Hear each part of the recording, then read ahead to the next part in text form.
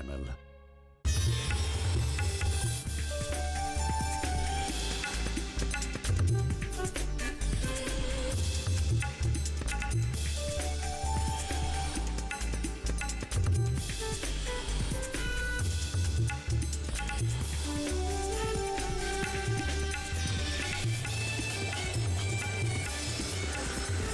TV किसान, बदलते भारत की शान।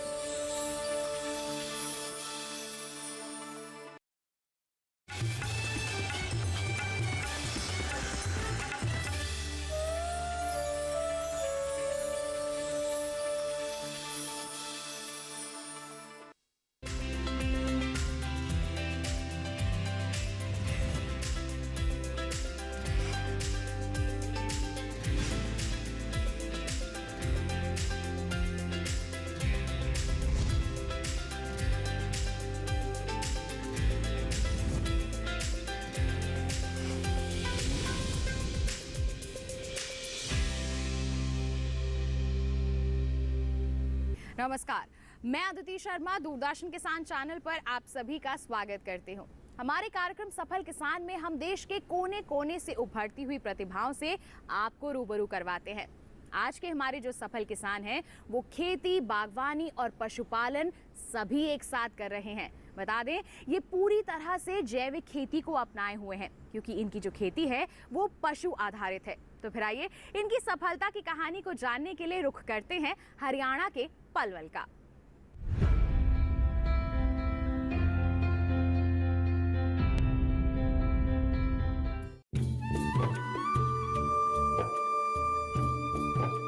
हरियाणा उत्तर भारत का एक राज्य है जो कि दिल्ली से महज 100 किलोमीटर की दूरी पर है। यहाँ की अपनी संस्कृति है जो इसे बाकी राज्यों से अलग बनाती है। राज्य में लगभग 80% में खेती होती है, जिसमें चावल, गेहूं, ज्वार, बाजरा, मक्का, जौ, गन्ना, कपास, दलहन, तिलहन और आलू राज्य मुख्य फसलें हैं। नकदी फसलों में सब्जियों और फलों का उत्पादन भी लिया जाता है। राज्य सरकार और केंद्र सरकार के प्रयास से किसानों को काफी सहूलियतें दी गई है, जिससे खेती का दायरा बढ़ाया जा सके। साथ ही किसान योजनाओं का लाभ लेकर अपनी किसानी को सफल बना सके। ऐसे ही एक किसान है पलवल जिले के ओमवीर जी, जो पिछले कई सालों से खेती और पशुपालन में परचम लहरा रहे हैं। ओमवीर जी इस समय बागवानी में किन्नू, परंपरागत फसल में धान, मौसमी सब्जियां, पशुपालन, vermi compost unit, custom hiring पर काम कर रहे हैं। वो मानते हैं कि उनकी सफलता में सबसे अहम भूमिका डेयरी की है।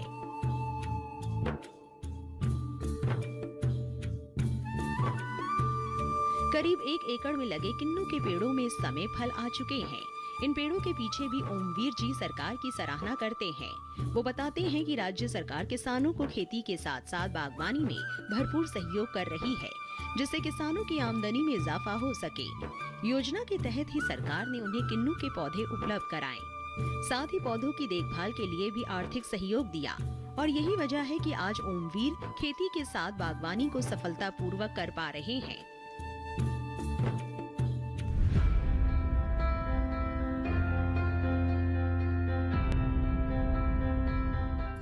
आखिर क्यों हमारे सफल किसान ओमवीर जी अपने खेतों में जैविक खेती को इतना महत्व देते हैं? आइए विस्तार से जानते हैं जैविक खेती के बारे में।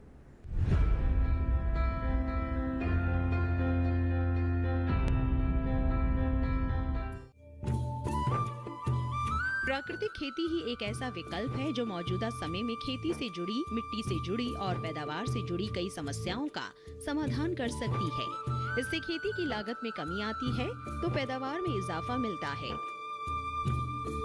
हरित क्रांति के दौर में खाद्यान्न समस्या से निपटने के लिए केमिकल फर्टिलाइजर का इस्तेमाल किया गया, जिसके दूरगामी परिणाम नुकसानदायक रहे। रासायनिक खेती से मिट्टी की उर्वरा शक्ति कमजोर होती गई, मित्र कीट व बैक्टीरिया मारे जाते रहे, जिसका सीधा असर मिट्टी की प्राकृतिक सेहत और पैदावार पर पड़ा और खेती में लगने वाली लागत में इजाफा होता गया।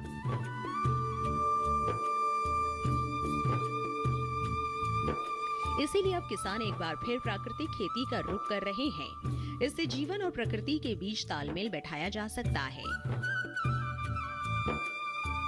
प्राकृतिक खेती में पशुधन का खासा योगदान है। पशुओं के गोबर व गौमूत्र से प्राकृतिक खेती के लिए जरूरी संसाधन आसानी से मिल जाते हैं। इस समय हमारे देश में गुजरात के डांग जिले में 100% प्राकृतिक खेती की जा रही है। हिमाचल के किसान भी तेजी से इसे अपना रहे हैं। माननीय प्रधानमंत्री जी ने इसे बढ़ावा देने के लिए प्राकृतिक खेती पद्धति को फिर से लॉन्च किया है। साथ ही किसान परंपरागत कृषि विकास जैसी योजनाओं का भी लाभ ले सकते हैं। भारत सरकार का लक्ष्य है कि साल 2025 तक 3,50,000 हेक्टेयर क्षेत्र में प्राकृतिक खेती का विस्तार हो। इसे बढ़ावा देने के लिए वर्ष 2020-21 के दौरान राज्यों को 4,980,99,000 का भुगतान भी किया गया। इतना ही नहीं, प्राकृतिक व जैविक खेती को और समृद्ध बनाने के लिए कृषि विश्वविद्यालय में पाठ्यक्रमों को संशोधित किया गया, जिससे आने वाली पीढ़ी प्राकृतिक खेती को बेहतर तरीके से समझ और अपना सके।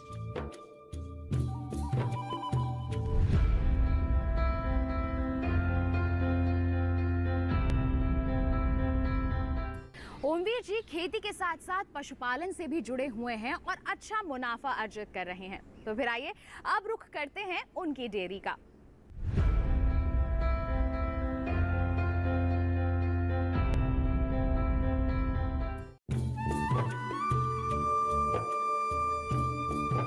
ओमवीर जी का मुख्य व्यवसाय पशुपालन ही है। उनकी डेयरी में देसी नस्ल की गाय और भैंसें हैं, जिनकी वो हर मौसम में खास देखभाल करते हैं। दूध की गुणवत्ता और उत्पादन क्षमता में इजाफा करने के लिए पशुओं के आहार पर विशेष ध्यान देते हैं। वो अपने पशुओं को खुद के खेत में उगाया हुआ जैविक चारा देते हैं। यही वजह है कि उनकी डेयरी के दूध की मांग आसपास बनी रहती है।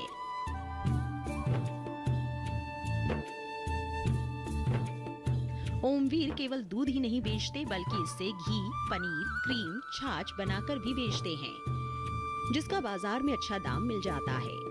ओमवीर जी ने पशुओं की देखरेख के लिए 2 लोगों को काम पर भी रखा है। इसके अलावा दूध निकालने के लिए आधुनिक मशीन का भी इस्तेमाल करते हैं। मैं खेती बाड़ी का काम करता हूँ, इसके साथ साथ पशुपालन का काम करता हूँ, और मैं इसके साथ ऑर्गेनिक खेती अपने परिवार के साथ मिलजुल कर काम करते हैं। इसमें हमारे साथ बाहर के भी 2 मजदूर रखता हूँ मैं। इससे हमें काफ़ी आमदनी होती है। और इसके बाद हमारे डेयरी फार्मिंग का काम ज़रूरी है, पशुपालन काम ज़रूरी है खेती के साथ साथ। इससे हमें दुगना फ़ायदा होता है। एक तो हमें खाद और एक ऑर्गेनिक खेती केंचुआ यूनिट हमने भी लगा रखे हैं, जिससे हमें काफ़ी फ़ायदा होता है। इसके साथ साथ हम दूध, घी, क्रीम और काफ़ी प्रोडक्ट हैं, छाछ है। अपने आउटलेट से मैं बिक्री केंद्र भी खोल रखा है, मैंने उससे बिक्री करता हूँ। इससे हमें काफ़ी आमदनी होती है। तो हमें ऐसे लगता है जैसे अपनी खेती की जो आमदनी है वो बच जाती है। इससे भी हमें काफ़ी फ़ायदा होता है। इसमें हमारे परिवार के सारे लोग लगे रहते हैं और बाहर के मजदूर भी रहते हैं।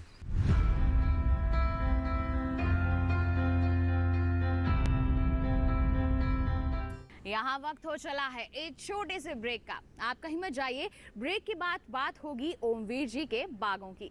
बने रहिए दूरदर्शन किसान पर, देखते रहिए कार्यक्रम सफल किसान।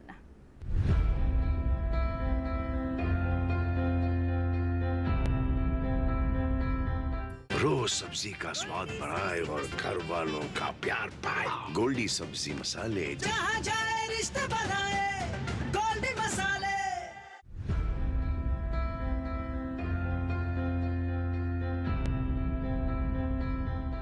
ब्रेक के बाद दूरदर्शन किसान के कार्यक्रम सफल किसान में आप सभी का फिर से स्वागत है। आइए, जैसा हमने आपको कहा था, अब रुख करते हैं ओमवीर जी के बागों का।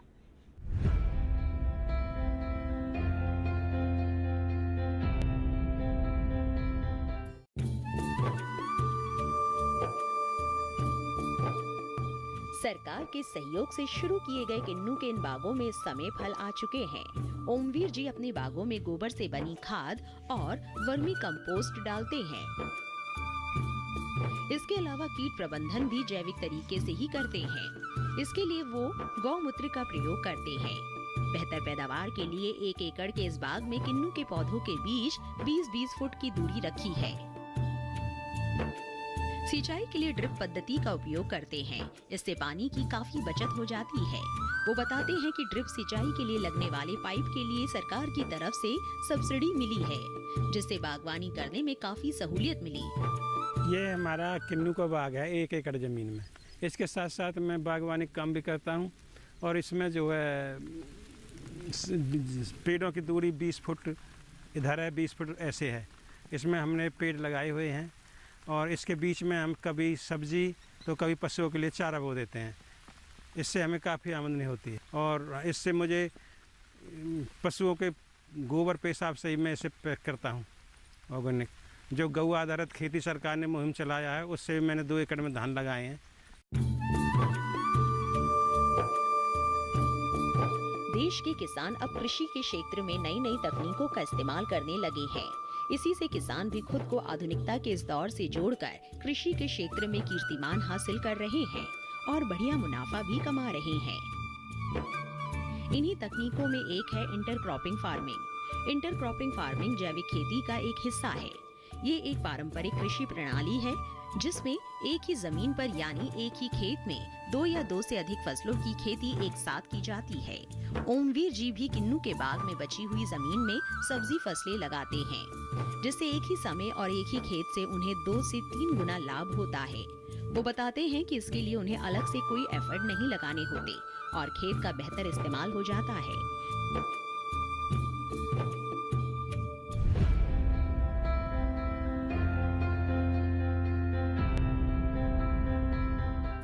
ओमवीर जी सिंचाई के लिए एक ऐसे सिस्टम का उपयोग करते हैं जिससे उनका बिजली का बिल बिल्कुल 0 आता है। आइए इसके बारे में उन्हीं से जानते हैं।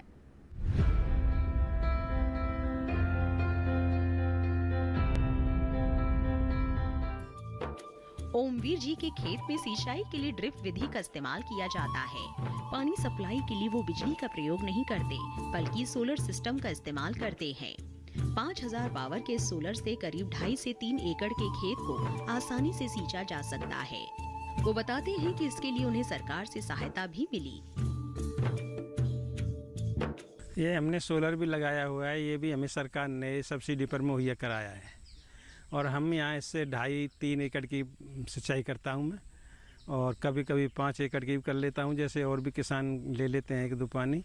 और इससे हमें ना तो बिल देना पड़ता है और ना ही कोई और प्रॉब्लम बनती है, और ये सरकार ने हमें मुहैया कराई थी। इससे मेरा बाग की सिंचाई भी होती है। ड्रिप सिस्टम, फुहारे सिस्टम भी इससे मैं चलाता हूँ।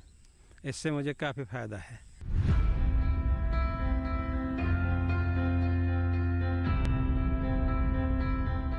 ओमवीर जी पारंपरिक फसलों में धान का उत्पादन लेते हैं, लेकिन उनकी चर्चा खेती की बजाय फसल अवशेष प्रबंधन पर ज्यादा होती है।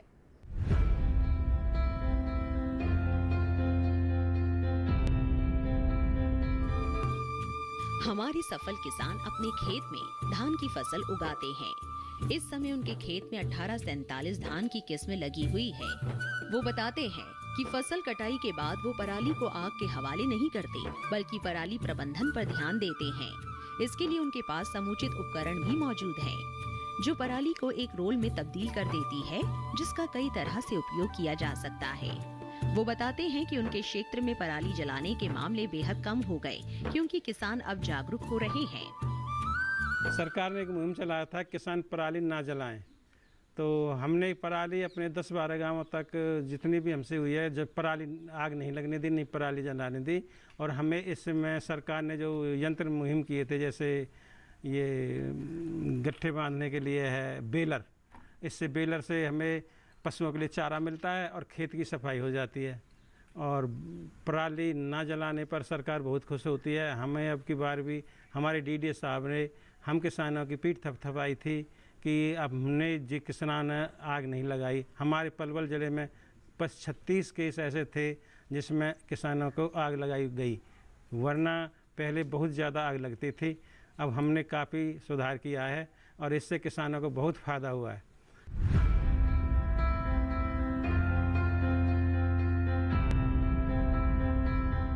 यहाँ कार्यक्रम में वक्त हो चला है एक और छोटे से ब्रेक का। आप कहीं मत जाइए। ब्रेक के बाद हम आपको बताएंगे कि कैसे खेती और पशुपालन के साथ साथ ओमवीर जी अन्य किसानों के सहायक के तौर पर भी काम कर रहे हैं। बने रहिए दूरदर्शन किसान पर, देखते रहिए कार्यक्रम सफल किसान।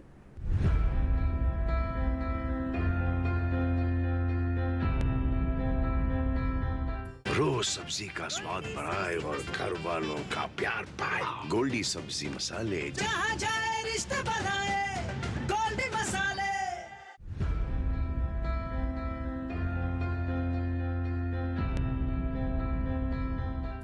ब्रेक के बाद दूरदर्शन किसान के कार्यक्रम सफल किसान में आप सभी का फिर से स्वागत है। आइए अब फिर से रुख करते हैं ओमवीर जी का और उनके एक अलग ही पहलू को जानते हैं।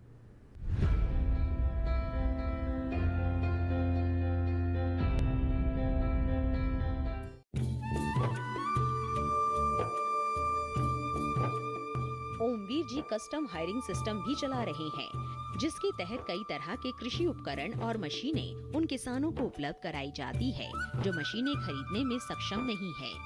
इसे खोलने के लिए 80% तक की सब्सिडी मिली। वो बताते हैं कि इस समय उनसे करीब 10 से 12 किसान जुड़े हैं जो इसका लाभ ले रहे हैं।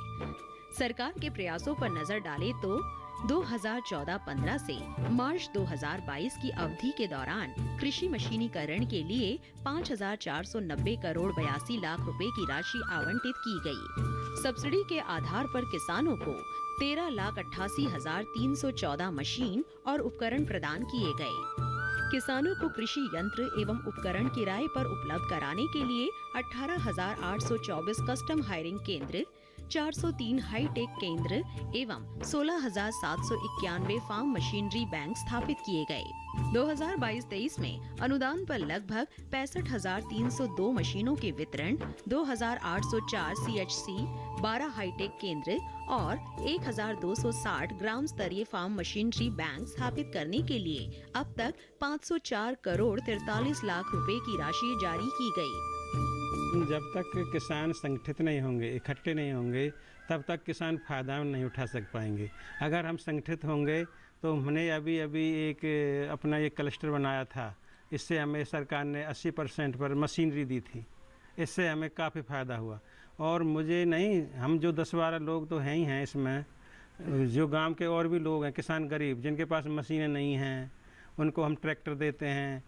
मशीन है जैसे ड्रिल मशीन है, सुपर सीडर है, लेवल लेज़र है और स्प्रे पंप हैं। हम पर काफ़ी जो किसान ने हमें सुविधा दी हैं उससे किसानों को काफ़ी फ़ायदा होता है। और ये हमारा ही नहीं, 15-15, 20-20 किलोमीटर तक हमारे ट्रैक्टर, हमारी मशीनें जाती हैं, जिससे हमें किराया मिलता है और किसानों को फ़ायदा होता है, हमें किराए का फ़ायदा होता है।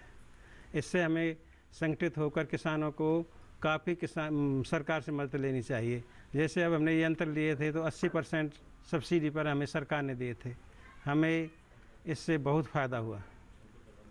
अब आगे भी अगर जैसे ड्रोन है, ये भी हमें ग्रुप द्वारा मुहैया कराने के लिए सरकार बोल रही है।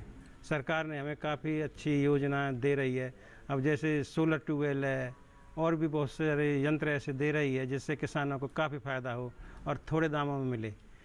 लेकिन समूह ग्रुप बना करके ही हम कुछ फ़ायदा उठा सकते हैं जब संगठित किसान होंगे। और हमारे पास यंत्र जो सरकार ने दिए हैं, सुपर सीडर है, ड्रिल मशीन है, बेलर है और MP पिलाऊ है, काफ़ी मशीनें हमें सरकार ने मुहैया कराई हैं। सरकार ने हम किसानों को काफ़ी मदद की है और आगे भी कर रही है, ग्रुप वाइज दे रहे हैं। आगे के लिए जैसे अभी बोला है और सरकार ने एक हम ड्रोन देंगे दवाई छिड़कने के लिए।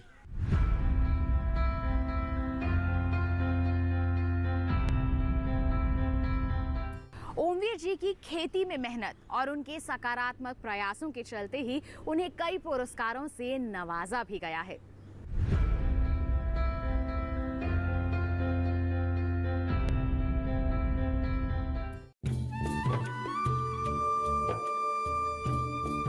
ओमवीर जी की मेहनत उनके खेतों, बागों और पशुशाला में तो दिखाई देती ही है, लेकिन ये मेहनत 4 दीवारी तक ही सीमित नहीं, बल्कि शेल्फ में सजे ये पुरस्कार इसका सबूत है। उन्हें जिले से लेकर राज्य स्तर तक कई पुरस्कारों से नवाजा गया है, जो उनका हौसला बढ़ाने में मदद करते हैं। जहाँ भी मेले लगते हैं हम किसानों को बुलाते हैं। हम प्रगतिशील किसान हैं, हमें वहाँ भी सम्मानित करते हैं। अभी अभी पिछली बार हरियाणा सरकार ने मुझे 51 हज़ार रुपये दिए थे, सम्मानित किया था। तो जैसे भी मेले लगते हैं हमें काफ़ी राशि भी मिलती है सरकार से और हमारा उत्साह भी बढ़ाती है। सरकार किसानों को सम्मानित करते हैं और इसके साथ साथ हमें ये जितने भी ये लगे हुए हैं मेरे, ये मिलते हैं मुझे सील वगैरह, ये सब मुझे सरकार ने दी हैं। तो मैं अपने युवा भाइयों से यही कहता हूँ, खेती की तरफ ज़्यादा से ज़्यादा ध्यान दें। सरकार बहुत अच्छी है, किसानों के लिए बहुत कुछ कर रही है। ऐसे किसानों के लिए बहुत कुछ कर रही है। जैसे कोई भी चीज़ सब्सिडी लेनी चाहते हैं, सोलर ट्यूबवेल लेना चाहते हैं, और सरकार ने जो कहा है वो पूरा करने के लिए सरकार लगता है मुझे अपने वादों को पूरा करेगी कि किसानों के लिए जो भी बोला उन्हें पूरा कर रही है सरकार। ओमवीर अपनी सभी विधाओं से सालाना लाखों का मुनाफा ले लेते हैं।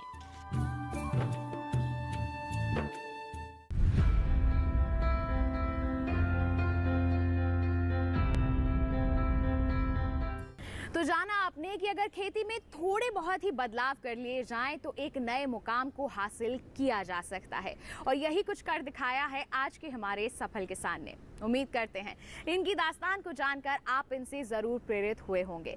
साथ ही आपको बता दें, अगर आप दोबारा हमारा ये कार्यक्रम देखना चाहते हैं तो आप हमारे YouTube चैनल का रुख कर सकते हैं, और अगर कोई ऐसी दास्तान आप हमसे साझा करना चाहते हैं तो आप हमें ईमेल कर सकते हैं। ईमेल आईडी है safalkisandd@gmail.com। आप हमें पत्र भी लिख सकते हैं। हमारा पता है सफल किसान, कमरा नंबर 77, CPC दूरदर्शन, खेलगांव, नई दिल्ली 110049। तो इसी के साथ आज के लिए बस इतना ही। अगले अंक में हम एक नई दास्तान से करवाएंगे आपको रूबरू। तब तक के लिए दीजिए इजाजत, लेकिन आप बने रहिए दूरदर्शन किसान पर।